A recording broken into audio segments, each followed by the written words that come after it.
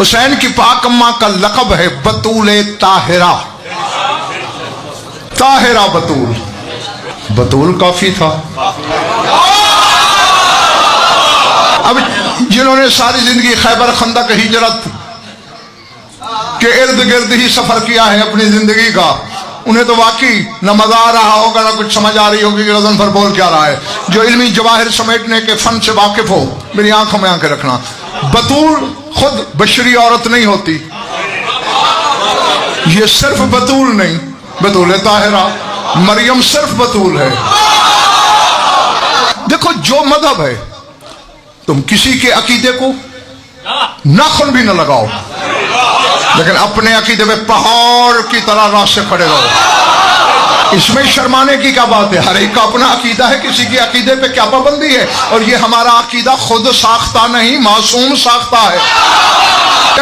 غیر مسلم کی نظر سے دیکھو نا، وہ تو تمہاری نمازوں کا مذاق اڑاتے ہیں کہ مسلمان پاگل ہیں، یہ کیا کر رہے ہیں، کوئی ایکسرسائز کر رہے ہیں، بس کیا کر رہے ہیں، ہنستے ہیں، پھر ہم چھوڑ دیں نماز. اب جو ماتم نہیں کرتا ہم نے کبھی مجبور نہیں کیا کہ کر. شیعوں کو بتاتے ہیں کر، جب تک شیعہ ہے چھوڑ دو مذہب، تمہیں بھی نہیں کہوں گا. تو اب اگر شیعہ ہو سنو، بطول طاہرہ تیرے 5ویں امام سے پوچھا گیا، پھر قسم کھاتا ہوں 5 کی قسم، 12 کی قسم، 14 کی قسم، ان کے خالق کی قسم، مالک ارض و سما کی قسم، تقدیر اور رضا کی قسم، ذکر ذاکر مذکور مجلس منبر کی قسم، اپنی طرف سے کہوں یہودی ہو کے مرو کلمہ نصیب نہ ہو، مرتے ہوئے 14 کی شفاعت نہ ملے.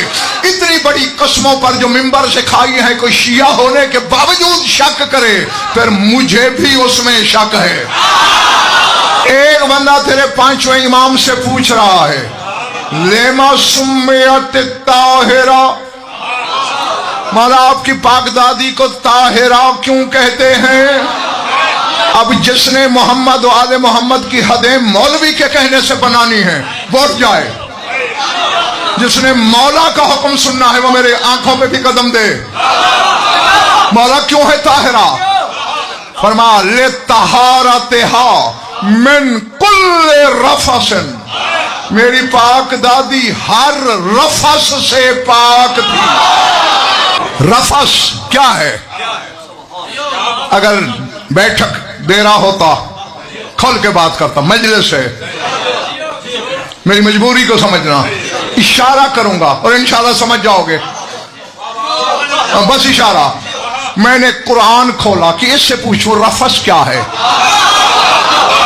آیت بولی ڈیرے والو، احل لکم لیلۃ الصیام الرفث الی نسائکم.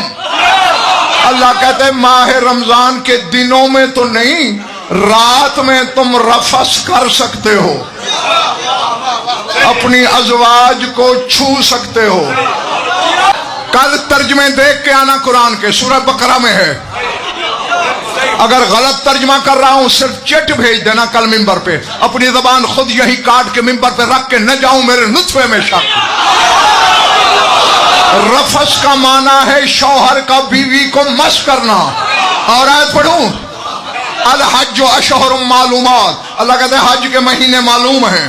فمن فرض فیہن الحج، جس پر ان مہینوں میں حج واجب ہو جائے، فلا رفث ولا فسوق ولا جدال فی الحج، حج کے دنوں میں رفث نہ کرنا. چھونا رفث ہے.